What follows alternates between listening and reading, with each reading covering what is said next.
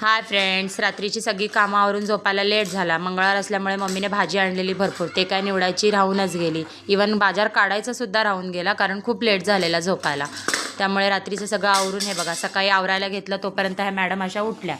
Madam उठल्या, मग काय परत भाजी राहिली तशीच. तो मग हिचं आंघोळ करून हिला आवरून घेतलं. हे बघा स्वतःची केसं राहिली बाजूला, त्या बुबूला केसं विचरायचं चालू आहे. माझं बाळ खूप हुशार झालं आहे, ती स्वतःचंही आवडते आणि दुसऱ्यांचंही. काय करायची गरज नाही मम्मी, माझं मी करते, तू फक्त कामावर, असं फक्त तिचं बोलणं आहे. पण लुडबुड मात्र तिची असते. त्यानंतर हे बघ कॅमेरामध्ये असं तिचं बघणं चालू होतं. मम्मी काय करते आणि आपणही जरा बघू की कसं छान दिसतंय की नाही. मम्मीने मला आज टिकलीच नाही लावली, असं तिचं बघून स्वतःला हसणं चालू होतं. त्यानंतर काकाला म्हणते साईडला हो बाबा, माझा वटाणा फुटाणा चाललाय पळून. आज मंगळवार होतं म्हणून काकांना सुट्टी होती. मी भाजी अशी घेतली निवडायला, पण ते काय माझं निवडायचं झालं नाही. तिच्यासोबत खेळायला चालू असल्यामुळे पाळण्यात आता बबडी झोपत नाही, त्यामुळे काकांनी सगळ्या पाळण्यातली तिची खेळणी साईडला केली आणि पाळणा फोल्ड करून ठेवून दिला. ते बघा सर्दी झाले म्हणून हे नाक आम्ही असं असं करून दाखवतो.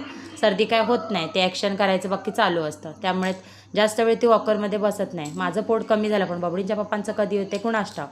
काय नाही, मी घेतलेल्या घाऱ्या ते खात होते. त्यानंतर मंगळवार असल्यामुळे मम्मीने आणले होते मासे, सुखे मासे, जे की मला प्रचंड आवडतात. चला म्हटलं त्याच्यावर ताव मारू. आता मार्गशीर्ष सुरू होते म्हटल्यानंतर महिनाभर काय खायला मिळणार नाही.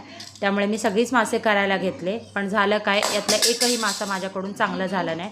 पूर्ण खारा झाला होता. तो कोणीच खाल्ला नाही, फक्त आजोबांनी सोडून.